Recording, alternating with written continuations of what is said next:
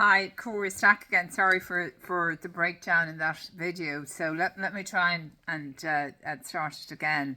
So this is another issue, particularly in view of the unfortunate death of a young boy, a teenager, or it was shocking really to find that there had been a protective disclosure made, but it doesn't seem to have reached the appropriate body and time for this person to get the operation that he was entitled to. So this is why.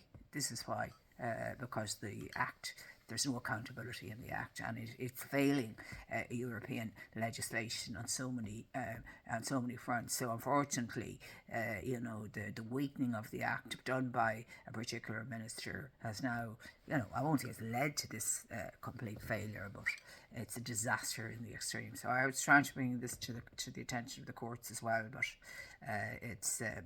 I suppose it is an issue for the government at the end of the day to change. But I mean, if they were told to change it by the courts, they wouldn't belong changing it. That's why I went there. If they were told to do it, like in the recent Supreme Court case in Denmark on parental alienation immediately. The executive had to change the laws. So it was the courts that made them change the law in Denmark. So the courts have power, and they did, respect the EU directives in Denmark. So while Ireland's Protective Disclosures Act 2022 as amended fails whistleblowers, no accountability, no oversight, no equality of arms. Now, I've translated the EU directive and charter, so if anybody wants to see the plain language, they'll understand all of that. So that's on academia.ed. A lot of people are looking at the Constitution, Ireland's Constitution, plain language, and it was a nice translation indeed, because I use very plain language, so I got it translated in my style. So today I'm going to explain why Ireland's Protective Disclosures Amendment Act 2022, a law that was supposed to protect whistleblowers, and is particularly relevant in view of the unfortunate death of this young boy who the system failed him, and the disclosure system, as I understand it, failed him, and this is why. And this will lead to many more failures, and this is what I was trying to do in the courts to show how bad this was. And this has happened since or been raised, So is actually failing them in almost every possible way. Ireland claims this meets EU standards. Unfortunately, it does not. That's a fact. In fact, it breaks the spirit and in many places the letter of the EU Whistleblowing Directive. Let's break it down. The first failure is what many experts call the postbox problem. Ireland created the Office of the Protective Disclosure Commissioner. But this office has no investigatory power, no enforcement power, no ability to make findings, and no authority to protect whistleblowers. This paper I've done on this is getting a lot of international attention. All it does is take your disclosure, put a stamp on it, and forward it to another body. That's it. No investigation, no follow-up, no accountability, no protection. This is what leads to deaths, unnecessary deaths like this. And this is, I could see that this, was very likely to happen. Something desperately tragic would happen with as a result of what was done to the law without the courts being involved to check it as a checks and balances. This is not what the EU law requires. The EU directive demands diligent follow-up and an independent body capable of assessing evidence. Well, this is not happening at all. Ireland built a mail room, not a regulator. The second major failure, there is no proper feedback loop. Under EU law, whistleblowers must receive confirmation, updates every 3 months, information and follow-up, outcomes. But in Ireland, many people receive a short generic letter saying thank you for your disclosure, no further action, or no explanation, no evidence, no right to challenge, no transparency. This allows bodies to simply close the case and walk away. A system with no feedback is a system with no accountability. And then this is the other gatekeeping one that's used. Not a worker, no legal standing. Next, the most widely abused barrier of all. You are not a worker, you have no standing. Even though the 2020 Act expanded the definition of a worker, public bodies and regularly use this. Regulators constantly use this to reject disclosures, avoid investigations and shut down complaints. Here's the problem: there's no independent appeal, the Commission does not overturn these decisions, and Ireland interprets worker far more narrowly than EU law requires. This means organisations get to decide unilaterally who has rights, and the whistleblower gets no way to fight it. This is the complete collapse of equality of arms. Actually, my understanding is that you're not a worker is the body to whom the disclosure has been transferred to. They're the people who have to prove you're not a worker through a tribunal or a court of law. And previously it was the court, but they're just giving you a legal opinion, and they're trying to shut you down with legal intimidation. And actually, in doing that, they're actually penalising you, but they don't realise that that's a penalisation, in my opinion, under the Act, giving you something which is legally unsound to shut you down. So that to me is penalisation under the Act. In case anybody has experienced that, go straight away to penalisation once that happens, because in my opinion, that's legally incorrect and unsound, and it's gaslighting. So that's penalisation. So this is a complete collapse of equality of arms.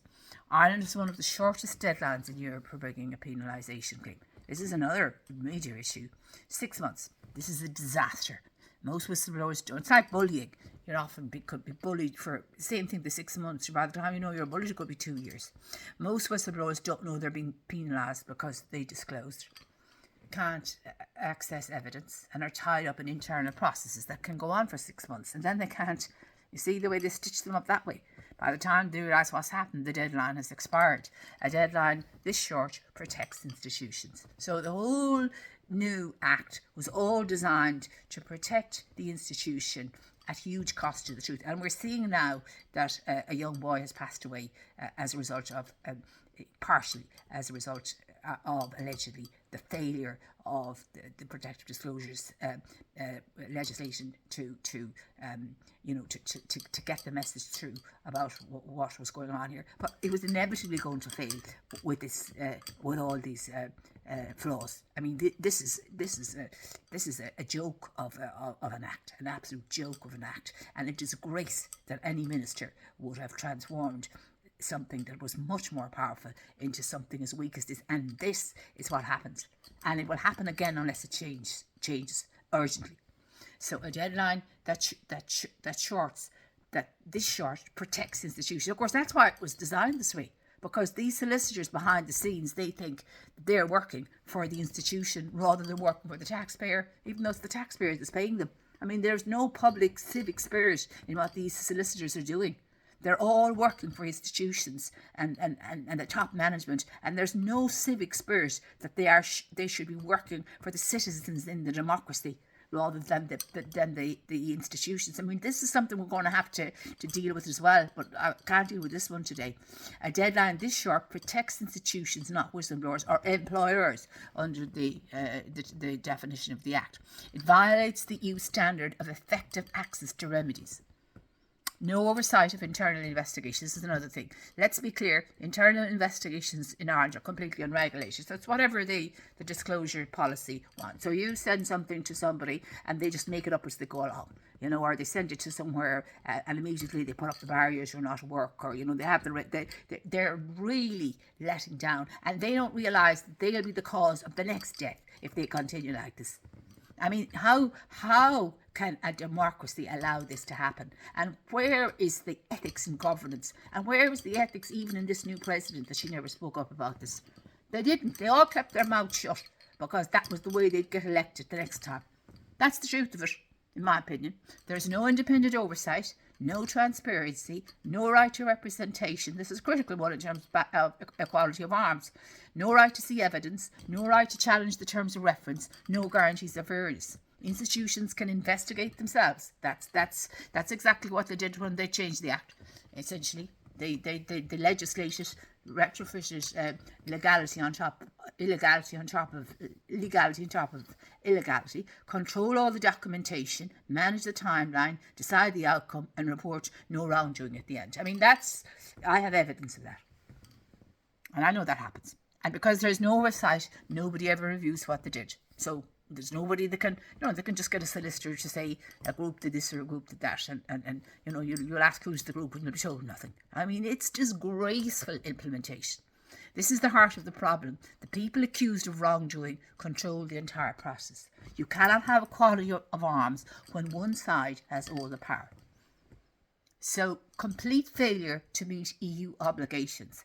Taken together, these failures show that Ireland is not meeting its EU obligations. And even, the bodies, there's no ethics there. They just gaslight.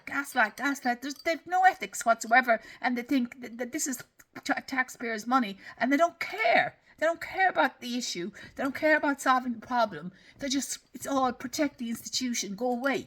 The EU directive requires independence, diligent follow-up, meaningful feedback, proper investigation, access to remedies, wide definition of a worker, protection against retaliation, and in particular, equality of arms. Ireland has a post box office, no oversight, no transparency, no appeals mechanism, a narrow definition of worker, the shortest deadlines in Europe, and institutions are free to do what they like. They just make it up as they go along and they go silent. And they think this is accountability. And there's nobody there to say this is unacceptable. This is not compliance. It's systemic failure. Conclusion. Ireland's whistleblowing system is broken. It protects institutions. It protects the state. It protects wrongdoers. It protects people engaged in corruption. It does not protect the whistleblower. There is no accountability. There is no oversight. There is no equality of arms. And there is no compliance with EU law.